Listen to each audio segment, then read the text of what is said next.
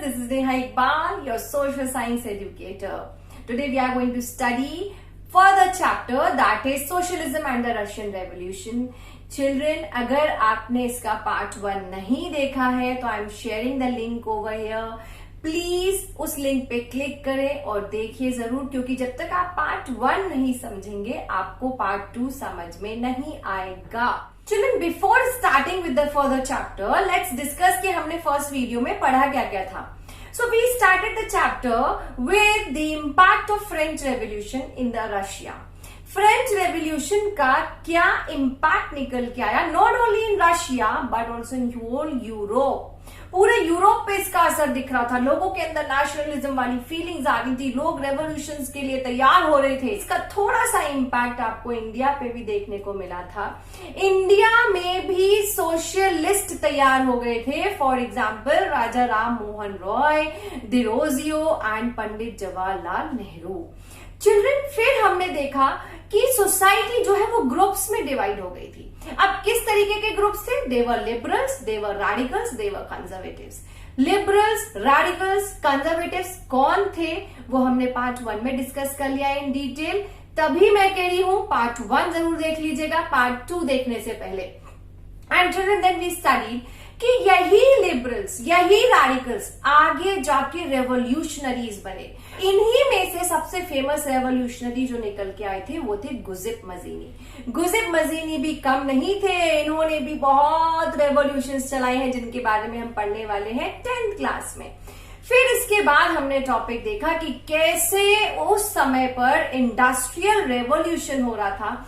Industries expand हो रही थी, न्यू सिटीज इमर्ज हो रही थी, रेलवे एक्सपेंड हो रहा था. लेकिन इन सब चीजों के होने के बावजूद भी चिल्ड्रन वर्कर की कंडीशंस बहुत बुरी थी. अच्छी लिविंग कंडीशन नहीं थी. वर्किंग आवर्स बहुत ज्यादा थे, वेजेस कम थे, क्योंकि न्यू सिटीज बन रही थी तो गवर्नमेंट का ध्यान उस तरफ था ही नहीं. और लोग कहाँ रह रहे थे? लोग स्लम एरियाज में रह रहे थे, तो प्रॉपर सैनिटरी कंडीशंस भी नहीं थी. तो चिल्ड्रन, ये सारी प्रॉब्लम लोगों को फेस करनी पड़ रही थी. तो ये तो हमने देखा था अपने पार्ट 1 में. नाउ वी विल सी कि अब सोशलिज्म को लेके कहानी कहाँ जाती है. तो चिल्ड्रन, हम जैसा कि पार्ट 1 में सोशलिज्म के बारे में डिस्कस कर चुके हैं कि what is socialism. Once again मैं आपको यहां एक्सप्लेन करूंगी. सोशलिज्म मतलब होता है जहां पर सारे मीन्स ऑफ प्रोडक्शन जो है वो कौन कंट्रोल करेगी, कौन ओन करेगा, वो होगी गवर्नमेंट. इसका मतलब ये लोग अब यहाँ क्या मांग रहे थे? ये लोग यहाँ गवर्नमेंट मांग रहे थे. अब ये कह रहे थे कि ये जो मोनार्क सिस्टम है ना, इसको हटाओ, क्योंकि जब तक ये रहेगा लोगों का भला नहीं होगा. वो लोग जो सोशलिज्म की बात करते थे उनको हम सोशलिस्ट कहते थे. अब सोशलिस्ट का कहना ये था कि जितने ये नोबल्स हैं, बड़े बड़े लैंड ओनर्स हैं, एक्चुअली जब तक इनकी ये प्रॉपर्टी रहेगी तब तक समाज में सबका भला नहीं होगा.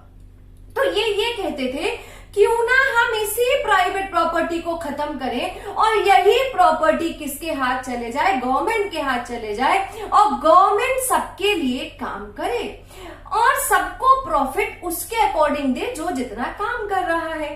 तो ये तो बहुत अच्छा आइडिया था. तो इसलिए सोशलिज्म लोगों को बहुत पसंद आया कि यहाँ पर किसी एक इंडिविजुअल की बात नहीं हो रही थी, यहाँ पर सभी की बात हो रही थी कि सभी को उसका प्रॉफिट मिलना चाहिए, तभी हम डेवलप कर पाएंगे. तो चिल्ड्रन, सोशलिस्ट वो लोग थे जिन्होंने सोशलिज्म की बात कही थी और प्राइवेट प्रॉपर्टी के अगेंस्ट थे. इनका जो विजन था, देखने का नजरिया था फ्यूचर को, वो बड़ा ही अलग था. ये फ्यूचर में मोनार्क नहीं देखते थे. एक्चुअली ये देखते थे कि जो भी प्रॉफिट हो इस प्राइवेट प्रॉपर्टी से, वो ना केवल से प्राइवेट प्रॉपर्टी होल्डर या लैंड ओनर को मिलना चाहिए, बल्कि सारे लोगों को मिलना चाहिए जो वहां काम कर रहे हैं. और इसका सोल्यूशन वो कोऑपरेटिव्स लेकर आए. Now ma'am, what is cooperatives? Cooperatives एक ऐसा एसोसिएशन है लोगों का जहां पर सब लोग मिलकर प्रोड्यूस करेंगे और प्रॉफिट को डिवाइड करेंगे जो जितना काम करेगा उसके according. An association of people who produce together and divided the profits according to the work done by members. तो ये तो था कोऑपरेटिव्स जो वो सल्यूशन लेकर आए थे कि अगर ये प्राइवेट प्रॉपर्टी ना हो तो ये होना चाहिए। अब चिल्ड्रन, जो ये कोऑपरेटिव्स का सल्यूशन लेकर आए थे सोशलिस्ट, उसमें भी दो ग्रुप्स थे। दोनों ग्रुप्स कोऑपरेटिव्स की बात करते थे, पर डिफरेंस इतना था कि एक ग्रुप ये कहता था कि ये हमारी ड्यूटी है, रिच इंडिविजुअल्स की ड्यूटी है जिनके पास वो प्राइवेट प्रॉपर्टी है, कि वो कोऑपरेटिव्स को लेकर आए। दूसरे ग्रुप जो थे उनका कहना ये था कि ये हमारी जिम्मेदारी नहीं है, ये काम गवर्नमेंट का है, ये काम उनको करने दो, उनको सोचने दो। तो जो ये कहते थे कि ये सब हमारा काम है, रिच इंडिविजुअल्स का काम है, हम सब मिलकर प्रोड्यूस करते हैं, वो थे रॉबर्ट ओवेन। चिल्ड्रन, इन्होंने ना केवल बोला बल्कि करके भी दिखाया। इन्होंने एक कोऑपरेटिव फॉर्म किया जिसका नाम था new harmony in Indiana, USA में। तो चिल्ड्रन, यहाँ इनका कहना यह था कि ये रिच इंडिविजुअल्स का काम है, और वो सोशलिस्ट जिनका ये कहना था कि ये काम गवर्नमेंट का है, उनमें से एक थे लुइस ब्लोन। लुइस ब्लोन ने कहा कि ये हमारी ड्यूटी नहीं है, ये रिच इंडिविजुअल्स की ड्यूटी नहीं है, ये ड्यूटी गवर्नमेंट की है, ये काम गवर्नमेंट को करना चाहिए, ना कि हमें करना चाहिए। सो चिल्ड्रन, अब आगे देखते हैं कि यहाँ तो सोशलिस्ट ने अपना डिफरेंट विजन रख दिया, लेकिन दोनों ग्रुप्स ऑफ सोशलिस्ट किसकी बात कर रहे थे? कोऑपरेटिव्स की बात कर रहे थे। So let's move further. Now learners, we will come on the concept of communism. जैसे सोशलिज्म है वैसे ही कम्युनिज्म है। एक्चुअली जैसे सोशलिज्म को सोशलिस्ट लेकर आए थे, उन्होंने उसकी आइडिया को स्प्रेड किया था, ऐसे ही कम्युनिज्म के आइडिया को कम्युनिस्ट ने स्प्रेड किया था। चिल्ड्रन, दोनों ही लगभग एक्चुअली सिमिलर मीनिंग है, लेकिन बस इसमें थोड़ा सा डिफरेंस ये है कि जो कम्युनिज्म है ये ज्यादा रैडिकल है सोशलिज्म से। एक्चुअली सोशलिज्म सिर्फ बात करता है प्राइवेट प्रॉपर्टीज की, ऑन द कॉन्ट्ररी कम्युनिज्म बात करता है सारे इंग्रेडिएंट्स हैं इंडस्ट्रीज के, जितने भी इंग्रेडिएंट्स हैं प्रोडक्शन के, लैंड के, इन सब की बात करता है। एक्चुअल में अब हम देखेंगे कम्युनिज्म की डेफिनेशन बोलती क्या है। ये एक ऐसी थ्योरी है, ये एक ऐसा सिस्टम है सोशल ऑर्गेनाइजेशन का जहां पर पूरी जो प्रॉपर्टी है उसको ओन कौन करता है? कम्युनिटी करती है, और सबको सबकी नीड्स के अकॉर्डिंग दे दिया जाता है। सोशलिज्म में क्या था? जो जितना काम करता था उसको उतने उसके अकॉर्डिंग प्रॉफिट मिल जाता था। सोशलिज्म और कम्युनिज्म, चिल्ड्रन यहाँ एक बात याद रखना, एक यही टॉपिक है जो सबसे ज्यादा कंफ्यूज करता है आप लोगों को, तो इसमें कंफ्यूज नहीं होना है, सिर्फ इतना याद रखें। सोशलिज्म और जो कम्युनिज्म है वो दोनों ही सिमिलर है इस चैप्टर के लिए, दोनों को ब्रदर्स लेकर चलो, बस थोड़ा सा डिफरेंस है। वहां पे एक्चुअली प्राइवेट प्रॉपर्टी की बात की गई थी सोशलिज्म में, और यहाँ आपके सारी चीजों की बात हो रही है, इंग्रेडिएंट्स की बात हो रही है, लैंड की बात हो रही है। वहां पर as per the work done by the members profit दिया जाता है, और यहाँ पर अकॉर्डिंग टू द नीड्स दिया जाता है। राइट, सोशलिस्ट जो थे वो सोशलिज्म को सपोर्ट करते थे, कम्युनिस्ट जो है वो कम्युनिज्म को सपोर्ट करते थे। सोशलिज्म क्यों आया? क्या प्रॉब्लम थी? क्योंकि वहां प्राइवेट प्रॉपर्टी होल्डर्स थे। अब कम्युनिज्म का आइडिया क्यों आया? कम्युनिज्म का आइडिया इसलिए आया क्योंकि Karl Marx and Friedrich Engels का कहना था कि सोसाइटी की मेन प्रॉब्लम जो है वो है कैपिटलिस्ट सोसाइटी। कैपिटलिस्ट जो टर्म है उसका मतलब होता है ऐसी सोसाइटी जहां पर सिर्फ जो प्राइवेट ओनर्स हैं, जो प्राइवेट फैक्ट्री ओनर्स हैं, जो प्राइवेट लैंड ओनर्स हैं, सिर्फ प्रॉफिट मिलता है वो ही प्रॉफिट कमाते हैं। अदर जो पीपल है, जो वर्कर्स है, उनका क्या? तो देखो यहां वही वाली बात आ गई। सोशलिज्म भी यही कहता है कि प्रॉफिट को बांटा जाए, कम्युनिज्म भी यही कहता है कि प्रॉफिट को बांटा जाए। यहां जो जैसा काम करेगा उसको उतना मिलेगा, यहां जिसकी जितनी जरूरत होगी उसको उतना मिलेगा।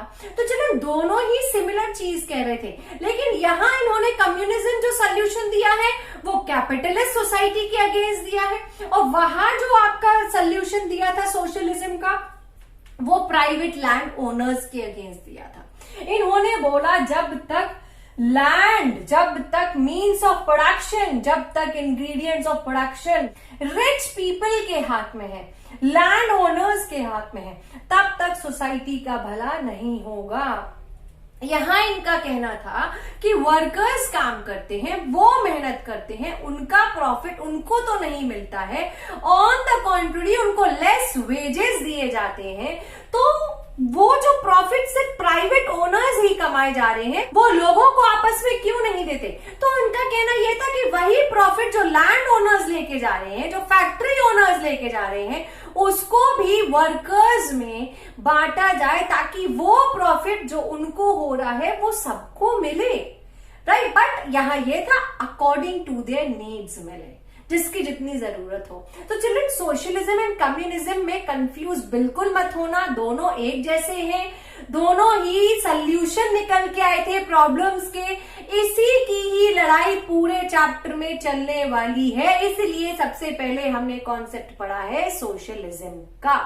अब चलते हैं आगे कि नेक्स्ट क्या है, सोशलिज्म को कितना सपोर्ट मिला, लोगों के अंदर कितनी फीलिंग्स आ रही थी कि सोशलिज्म होना चाहिए, लोगों का क्या कहना था, लोगों ने कैसे सपोर्ट किया सोशलिज्म को। Let's study about it. Now learners, Karl Marx जो अपना कम्युनिज्म की आइडियोलॉजी लेकर आए थे in order to stop capitalist society, उनको ऐसा लग रहा था कि जो कैपिटलिस्ट सोसाइटी है यही एक मात्र प्रॉब्लम है जहां पर वर्कर्स कभी डेवलप कर ही नहीं सकते, क्योंकि यहां पर सारा प्रॉफिट जो भी अर्न करते हैं वो तो वही रख लेते हैं, वर्कर्स को तो मिलता नहीं है। तो यहाँ कार्ल मार्क्स क्या सोचते थे, क्या कहना चाहते थे? तो उन्होंने कहा कि जो प्रॉफिट है कैपिटलिस्ट का वो कौन जनरेट करता है? वर्कर्स। तो वो पूरा उनको क्यों मिलता है? वर्कर्स के बारे में क्यों नहीं सोचा जाता? वर्कर्स की कंडीशंस को इंप्रूव करने के बारे में क्यों नहीं सोचा जाता? तो एक तो ये कहना था उनका। उन्होंने कहा कि वर्कर्स ही हैं जो कैपिटलिज्म को क्या कर सकते थे, खत्म कर सकते थे, एंड जो रूल होता था प्राइवेट प्रॉपर्टी का उसको खत्म कर सकते थे। Now children, communist society was a natural society of the future. तब कार्ल मार्क्स कहते थे कि देख लेना एक दिन कम्युनिज्म ही आएगा, यही सोसाइटी का फ्यूचर है कि सारी सोसाइटी क्या हो जाएगी, कम्युनिस्ट सोसाइटी कहला जाएगी। And he thought that due to capitalist, उनका ऐसा कहना था यही कैपिटलिस्ट सोसाइटी है जो कभी वेलफेयर के बारे में नहीं सोचेगी वर्कर्स के और ना सोसाइटी के। तो ये थोड़ी सी ये पॉइंट हम ऑलरेडी डिस्कस कर चुके हैं। Even then I explained it कि अगर ये क्वेश्चन आ जाता है एग्जाम में, what was the Karl Marx ideology, तो you have to write these points और आपके पूरे मार्क्स आपको मिलेंगे। Now children, support for socialism. अब सोशलिज्म का आइडिया लोगों को इतना पसंद आ रहा था, सब जगह सोशलिज्म क्या हो रहा था, स्प्रेड हो रहा था, बिल्कुल आग की तरह स्प्रेड हो गया था पूरे यूरोप में। इवन सोशलिस्ट थे कुछ ऐसे जिन्होंने क्या बनाई, इंटरनेशनल बॉडी जिसका नाम रखा गया सेकेंड इंटरनेशनल। और वर्कर्स जितने भी इंग्लैंड और जर्मनी में थे, इन्होंने क्या किया, एसोसिएशंस बनाने शुरू कर दिए, ऑर्गेनाइज कर लिया अपने आप को छोटे छोटे ग्रुप्स में। किस लिए? जितने भी वर्कर्स थे वो ये चाहते थे कि उनकी वर्किंग कंडीशंस क्या हो जाए, इंप्रूव हो जाए, उनकी लिविंग कंडीशंस इंप्रूव हो जाए, उनके वर्किंग आवर्स लेस हो जाएं, उनकी सैलरी एंड वेजेस को बढ़ा दिया जाए। तो ये सारे जितने भी वर्कर्स थे, जर्मनी, इंग्लैंड, फ्रांस, ब्रिटेन, सब जगह एसोसिएशंस, ऑर्गेनाइजेशंस बनने लगे वर्कर्स के। और वो क्या डिमांड कर रहे थे? सिर्फ अपनी कंडीशंस को इम्प्रूव कराना चाह रहे थे वो। उन्होंने तो यहां तक जितने भी वर्कर्स थे उन्होंने अपने फंड्स को इकट्ठा किया और सेटअप करने लगे, फंड्स को इकट्ठा करने लगे, ताकि जब किसी भी मेंबर को जरूरत हो किसी भी डिस्ट्रेस या डिफिकल्ट टाइम में, तो वो क्या कर सके? हेल्प कर सके। चिल्ड्रन, यहां तक कि ये मैं ऑलरेडी आपको बता चुकी हूं कि इनको वर्किंग आवर्स अपने कम कराने थे और राइट टू वोट डिमांड कर रहे थे ये। अब ये सोशलिज्म का आइडिया इतना स्प्रेड हो रहा था कि सब जगह जर्मनी में सोशल डेमोक्रेटिक पार्टी बनाई गई, ब्रिटेन में लेबर पार्टी बनाई गई, फ्रांस में सोशलिस्ट पार्टी बनाई गई। Children, you must be thinking कि मैम ये पार्टीज क्यों बनाई गई? पहला कि ये तो सारे सोशलिज्म चाहते थे, ये सारे सोशलिस्ट को सपोर्ट करते थे कि हाँ इनका कहना ठीक है, हमारे को अब क्या चाहिए? सोशलिज्म चाहिए। दूसरा, इनको ये पता था कि अनटिल एंड अनलेस ये कोई पॉलिटिकल पार्टी नहीं बनाते हैं इनकी सुनवाई नहीं होगी। एंड चिल्ड्रन, आप लोगों को बहुत अच्छे से पता है जब भी कोई चीज हमें गवर्नमेंट के सामने लानी होती है तो हमें पॉलिटिकली ऑर्गेनाइज्ड होना पड़ता है। तो यहां पर भी इन लोगों ने पॉलिटिकल एसोसिएशंस बनाए ताकि इनकी बात गवर्नमेंट तक पहुंचे। ये अपनी बात को कहना चाहते थे कि देखिए भाई, अब हमको सोशलिज्म चाहिए, अब हम चाहते हैं कि हमें हमारी मेहनत का मिले। अब वो मेहनत का जो है वो सिर्फ प्राइवेट प्रॉपर्टी होल्डर नहीं रखेंगे, वो सिर्फ कैपिटलिस्ट नहीं रखेंगे, अब उनसे हमें भी चाहिए, हमें भी फायदा होना चाहिए। तो ये तो बिल्कुल सही कहते थे कार्ल मार्क्स कि जब तक कैपिटलिज्म है सोसाइटी में, जब तक कैपिटलिस्ट है, तब तक सोसाइटी का उद्धार नहीं हो सकता, वेलफेयर नहीं हो सकता। अब चिल्ड्रन देखते हैं कि सोशलिज्म स्प्रेड तो हो रहा था रशिया में, अब नेक्स्ट सिचुएशन किस चीज की आती है? नाउ लर्नर्स, हमने अभी देखा कि सोशलिज्म क्या है, कम्युनिज्म क्या है, हमने ये जान लिया, चैप्टर का बेस क्लियर कर लिया, पहला टॉपिक क्लियर कर लिया सोशलिज्म। अब हम आएंगे रशियन रेवोल्यूशन पे। जितने भी रशिया में रेवोल्यूशन हुए उन सबको बोला जाता है कंबाइंडली रशियन रेवोल्यूशन। जैसे हमने फ्रेंच रेवोल्यूशन पढ़ने से पहले फ्रांस के बारे में जाना था, अब वैसे ही हम रशियन रेवोल्यूशन पढ़ने से पहले रशिया के बारे में जानेंगे। पहले हम जाने कि रशिया कैसा था। तो चलिए, रशिया जो था वो एक बहुत बड़ा एम्पायर था। एक्चुअल में यहाँ पर वो प्लेसेस भी तब थी जो आज रशिया का पार्ट नहीं है। ऑब्वियसली पहले डेमोक्रेसी तो थी नहीं, तो यहाँ इलेक्टेड गवर्नमेंट तो होगी नहीं। यहाँ थे हमारे ऑटोक्रेटिक रूलर जिनका नाम था Nicholas II, tsar Nicholas II। Tsar को रशियन लैंग्वेज में बोलते हैं किंग, राइट। ये ऑटोक्रेटिक क्यों थे? क्योंकि ये अपनी ही चलाते थे, इन्हें अपनी ही बात अच्छी लगती थी, अपनी मनमानी करते थे, इनका एक अकेला वहां पर शासन था। चलो, यहां पर रिलीजन के लोग कौन से थे? वो थे आपके core, right, Russian Orthodox Christianity. आप इसको उल्टा करके चलिएगा। So the full form of core is Russian Orthodox Christianity. और यहां पर इनके अलावा प्रोटेस्टेंट्स भी थे, कैथोलिक्स भी थे, मुस्लिम्स भी थे, बुद्धिस्ट भी थे। तो ये तो है थोड़ा सा रशिया के बारे में इंट्रोडक्शन कि रशिया में उस समय था कौन कौन हमारे राजा थे। और यहाँ पर राजा जो थे उनकी रानी वो थी एलेक्जेंड्रा। ये जर्मनी से थी और राजा कहाँ के हैं? रशिया के हैं। बिल्कुल लुइस 16 और मैरी एंटोनेट की तरह इनकी भी स्टोरी वही थी। अब चिल्ड्रन वहां की इकोनॉमी समझते हैं, इकोनॉमी कैसी थी। तो इकोनॉमी की बात करें तो वहां पे दो चीजें थी, एक था एग्रीकल्चर एंड दूसरा था इंडस्ट्रीज। एग्रीकल्चर बहुत ज्यादा था। 85% ऑफ पॉपुलेशन जो थी वो अपनी रोजी रोटी किससे अर्न करती थी? लाइवलीहुड कहां से अर्न करते थे? एग्रीकल्चर से करते थे। वो इतना ग्रो करते करते थे कि वो मार्केट्स तक भी लेके जाते थे अपने प्रोडक्शन को और खुद के लिए भी, खुद की नीड्स को भी फुलफिल करते थे। एंड चिल्ड्रन, ये जो रशिया है उस टाइम पे मेजर एक्सपोर्टर था ग्रेन्स का। क्यों? क्योंकि 85% ऑफ पॉपुलेशन जो थी वो क्या करती थी? एग्रीकल्चर करती थी। अब दूसरी तरफ वहां इंडस्ट्रीज भी थी, लेकिन इंडस्ट्रीज लिमिटेड थी, पॉकेट्स में थी। मान लीजिए एक जगह थोड़ी है, फिर दूसरी जगह है, फिर तीसरी जगह है, अलग अलग बटी हुई है, लिमिटेड उसमें थी। But prominent major industrial area अगर कोई था तो that was Saint Petersburg and Moscow. Do not forget the most important thing, ये प्रोमिनेंट एरियाज कहलाए जाते थे फॉर द इंडस्ट्रीज। तो हमने अब यहां देखा कि इकोनॉमी कैसी थी, एग्रीकल्चर था, इंडस्ट्रीज थे। अब आगे देखते हैं कि रशिया में और क्या था। लर्नर्स, रशिया में कुछ और भी चेंजेस आ रहे थे। अगर आप 1890s की बात करें, बहुत सारी फैक्ट्रीज सेटअप हो रही थी, जिसकी वजह से फॉरेन इन्वेस्टमेंट भी इंक्रीज हो रहा था। फॉरेन इन्वेस्टमेंट क्यों इंक्रीज हो रहा था? क्योंकि फैक्ट्री सेटअप हो रही थी और प्रोडक्शन भी बढ़ रहा था।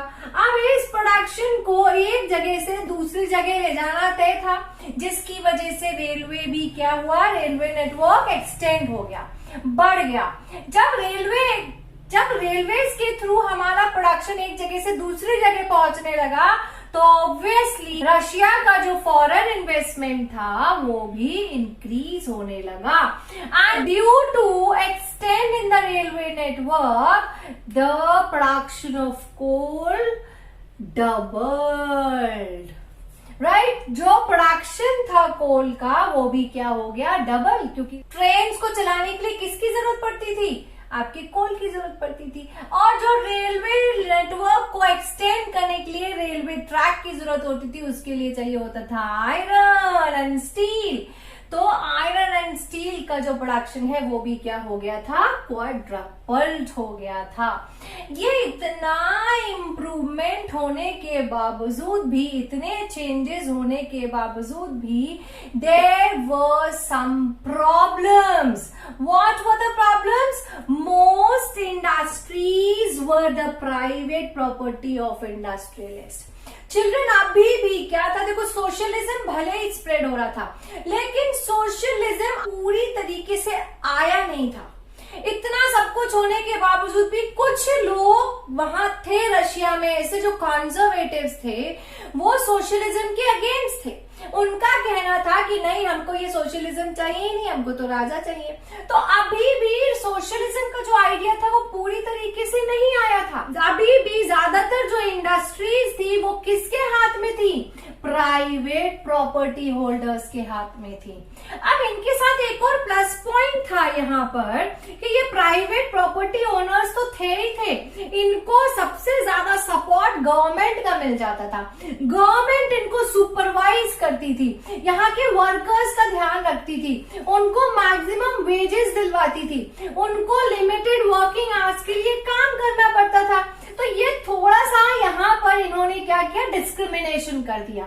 सिर्फ उन इंडस्ट्रीज के लिए गवर्नमेंट काम कर रही थी जो बड़ी बड़ी इंडस्ट्रीज थी, प्राइवेट ओनर्स की थी, उनके लिए सिर्फ ये गवर्नमेंट अपने पॉलिसीज बनाती थी। अब ऑन द कॉन्ट्ररी जो स्मॉल वर्कर्स थे, जैसे क्राफ्ट्स पर्सन जो थे, गवर्नमेंट उन पे ध्यान नहीं देती थी। उनके जो वर्किंग आवर्स होते थे वो 15-15 घंटे के होते थे।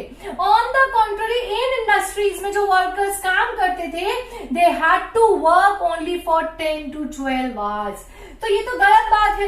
इवन जो स्मॉल वर्कर्स थे, जो क्राफ्ट पर्सन थे, उनके लिए कोई रूम भी नहीं दिया गया था कि आप इन रूम्स में सो जाया करो। उनको कहाँ सोना पड़ता था? डोरमेट्रीज में सोना पड़ता था। क्यों? Why? What was the reason? Because government did not supervise them. Government इनको सुपरवाइज नहीं करती थी, वो सिर्फ किसके साथ रहती थी? बड़े बड़े प्राइवेट प्रॉपर्टी जो होल्डर्स थे उनको ही देखती थी। तो चलो, यहाँ इस डिस्क्रिमिनेशन के कारण व्हाट हैपेंड, ये जो आपके छोटे छोटे वर्कर्स थे थे, क्राफ्ट्समैन थे और जो आपके बड़े बड़े वर्कर्स थे, इन दोनों के बीच में आया डिफरेंस। और यही डिफरेंस कहाँ ले गया? डिवीजन ऑफ वर्कर्स के तरफ। और इसी वजह से ही वर्कर्स में क्या आ गया?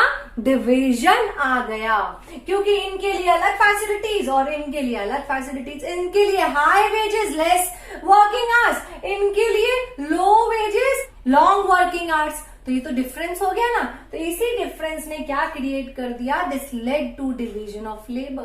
अब चिल्ड्रन, ये डिवीजन ऑफ लेबर कहां तक गया? किस हद तक डिवीजन हो गया वर्कर्स में? अब इसके बारे में जानिए।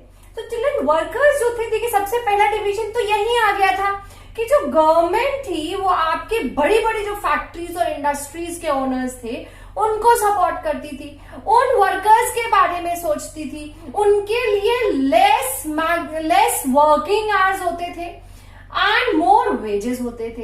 तो पहला डिवीजन तो यहीं से क्रिएट हो गया कि गवर्नमेंट खुद उनको डिवाइड करके चल रही है और छोटे क्राफ्ट्स पर्सन और वर्कर्स और जो लेबर्स होते थे उन पे ध्यान नहीं देती थी। Now children, some workers were from villages, कुछ विलेजेस से थे, कंट्री साइड से थे और कुछ सिटीज से भी थे।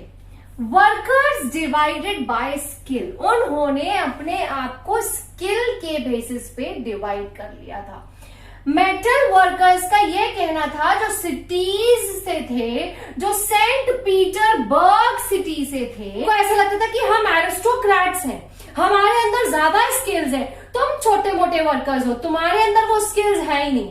हम मेटल वर्कर्स हैं, हम मेटल इंडस्ट्रीज में काम करते हैं, हमारा दिमाग वहां ज्यादा यूज होता है। तो वो अपने आप को थोड़ा एरिस्टोक्रेट्स मान के चलते थे, क्योंकि वो बड़े बड़े लोगों में रहते थे, तो उन्हें भी वही एहसास आने लगा था। एंड चिल्ड्रन, ये वर्कर्स ऐसा इसलिए फील करते थे क्योंकि उनको ऐसा लगता था कि जो वो काम कर रहे हैं, जिस ऑक्यूपेशन में वो इंक्लूड है, उसमें ज्यादा ट्रेनिंग एंड स्किल्स की जरूरत होती है। चिल्ड्रन, विमेन भी कम नहीं थी, विमेन भी वहां पर वर्कर्स थी, एज अ वर्कर्स काम करती थी।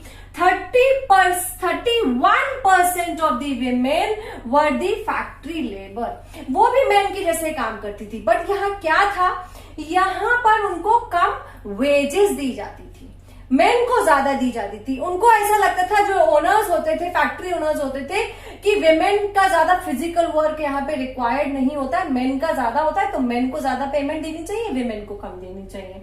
एंड चिल्ड्रन, जो डिवीजन ऑफ वर्कर्स हुआ था वो उनके ड्रेसिंग सेंस में और उनके मैनर्स में भी देखा जाने लगा था। एक्चुअली जो मेटल वर्कर्स, जो बड़े फैक्ट्री ओनर्स के जो वर्कर थे, उन्होंने अपनी ड्रेस थोड़ी सी अलग रखी थी, अलग ड्रेसअप था उनका then that of small workers या क्राफ्ट्स पर्सन के। तो चलो, इस तरीके से ये लोग आपस में डिवाइड होते चले गए। बट यहां पर सबसे अच्छी चीज जो थी, भले ही इनमें कितना भी डिवीजन हो, लेकिन ये सब साथ में आ जाते थे जब एक दूसरे पे मुसीबत आती थी। सारे वर्कर्स यूनाइट हो जाते थे, एक एसोसिएशन फॉर्म कर लिया था इन लोगों ने, एक दूसरे को हेल्प करने के लिए at the time of unemployment. ये लोग फंड इकट्ठा करते थे, फंड इकट्ठा करके रख लेते थे कि जब भी कभी कोई भी वर्कर हमारा अगर अनएम्प्लॉयड है या उसको किसी चीज की जरूरत है, तो ये लोग एक दूसरे की हेल्प भी करते थे। इतना डिवीजन होने के बावजूद एक दूसरे के लिए ये लोग दिल रखते थे, यहां तक कि ये सब यूनाइट हो जाते थे, एक साथ हो जाते थे।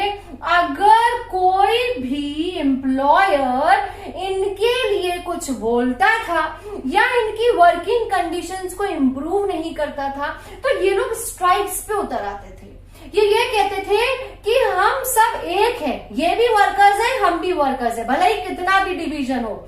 अगर एक वर्कर के साथ जो होगा वो और वर्कर्स के साथ भी हो सकता है। इसलिए ये लोग क्या करते थे, एम्प्लॉयर्स के खिलाफ खड़े हो जाते थे अगर ये कम वेजेस देते थे या इनकी वर्किंग कंडीशंस को इम्प्रूव नहीं करते थे। चलिए, धीरे धीरे धीरे ये स्ट्राइक्स बढ़ती चली गई और रशिया में स्ट्राइक्स कॉमन हो गई। और ज्यादातर स्ट्राइक्स कहाँ कहाँ होती थी? Textile industry and metal industry में होने लगी थी। नाउ चिल्ड्रन, ये तो हमने बात कर ली स्मॉल वर्कर्स, लेबर्स और लार्ज फैक्ट्रीज के जो वर्कर्स थे, हमने उनकी बात कर ली। अब थोड़ा सा हम बात करते हैं कंट्री साइड जो वर्कर्स थे। कंट्री साइड मतलब सिटीज के बाहर जो छोटे छोटे गांव थे, वहां पर जो वर्कर्स हुआ करते थे। अब चिल्ड्रन, जाहिर सी बात है, यहाँ जो लोग काम कर रहे हैं उनकी तो जमीन होगी नहीं, उनकी तो फैक्ट्री होगी नहीं, उनकी तो इंडस्ट्रीज होंगी नहीं। ये फैक्ट्रीज, ये इंडस्ट्रीज, ये प्राइवेट प्रॉपर्टी होल्डर्स की थी। ये उनकी थी जो नोबिलिटी ग्रुप्स थे।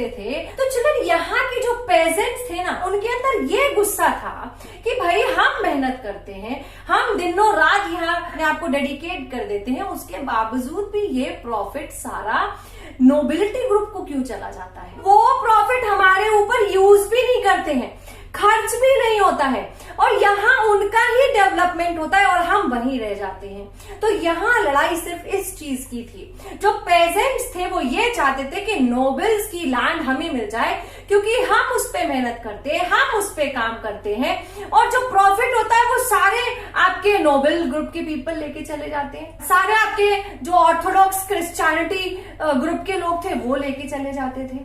तो यहाँ पेजेंट्स के अंदर जो गुस्सा था ना, वो इसी चीज का था। अब देखते हैं आगे कि पेजेंट्स ने क्या किया था।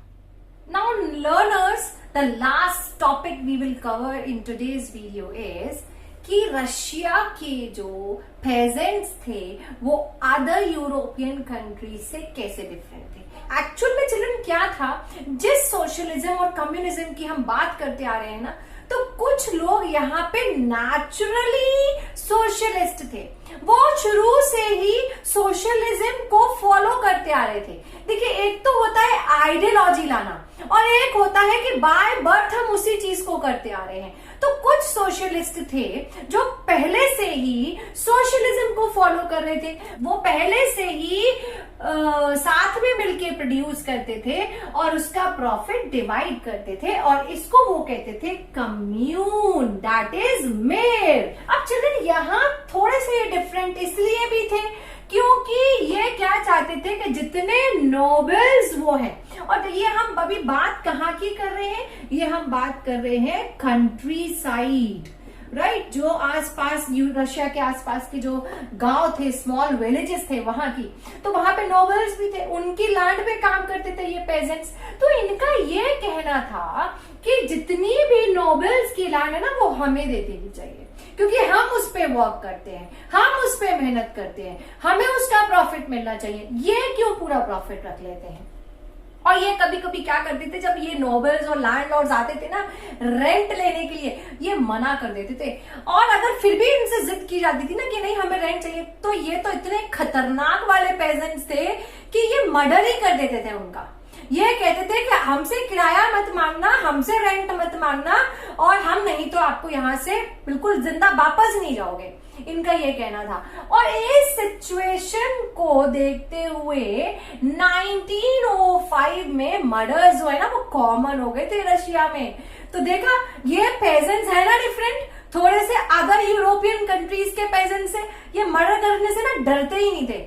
और इनका कहना भी एक्चुअली मर्डर करना तो गलत है, बट ये कहना ठीक था कि हम क्यों तुम्हारे लैंड पे काम करें भाई, और तुम पूरा प्रॉफिट रख लेते हो, हमें तो देते ही नहीं हो। तो इनका कहना भी ठीक था। एंड चिल्ड्रन, ये ना बस नोबेलिटी के खिलाफ थे। ये कहते थे ये नोबेलिटी ग्रुप्स ना होने नहीं चाहिए, क्योंकि ये हमसे काम कराते हैं, हमसे मेहनत कराते हैं और सब कुछ रख लेते हैं ये लोग। तो चलो देखा, ये लोग नेचुरली ही क्या थे, सोशलिस्ट थे, राइट। इनके अंदर सोशलिज्म की फीलिंग लाने की जरूरत ही नहीं थी, क्योंकि ये तो पहले से ही ये सिस्टम फॉलो करते थे। ये पहले से ही ये कहते थे कि ये private property holders, nobles, monarch ये नहीं होना चाहिए, इनकी लैंड पे हमें काम नहीं करना है, हम अपना खुद का मिलके काम करेंगे और प्रोड्यूस करेंगे और बांटेंगे। तो ये नेचुरली ही सोशलिस्ट कहलाए थे। अब चिल्ड्रन, इसके बाद जो टॉपिक हमको पढ़ना है दैट इज कि अब रशिया में सोशलिज्म आया कैसे, राइट, क्योंकि ये तो नेचुरली थे, कई जगह पर सोशलिज्म को फॉलो किया जा रहा था, लेकिन ये आइडियोलॉजी पूरे यूरोप में कैसे फैली। अब हमको ये पढ़ना है नेक्स्ट टॉपिक में। So children, that's all about today's video. आप मेरा वीडियो अगर देख रहे हो तो आपको ये चैप्टर टफ नहीं लगेगा। हाँ, थोड़ा ट्रिकी है। ट्रिकी मेन कहाँ आपको प्रॉब्लम देता है ये चैप्टर? जब हम सोशलिज्म और कम्युनिज्म की बात करते हैं। Once you get that part very nicely, पूरा चैप्टर यूं चुटकियों में आप लोग कर लेंगे, इतना इजी है। बस हमको समझने की देरी है। कई बच्चे ना बस कंफ्यूजन क्रिएट कर लेते हैं कि सोशलिज्म कम्युनिज्म। इस चैप्टर के लिए हम सोशलिज्म और कम्युनिज्म को एक मान के चले। हाँ, बात दोनों ही एक है, बस वर्ड्स का डिफरेंस है। तो चिल्ड्रन, आई होप ये मैं कोशिश कर पाई हूं कि आप लोगों को ये चैप्टर बहुत इजी तरीके से समझाया हो। अगर आपको लगता है यस, तो please do not forget to drop a message in the comment box. So children, stay tuned to my channel and please subscribe it before leaving it. Bye learners.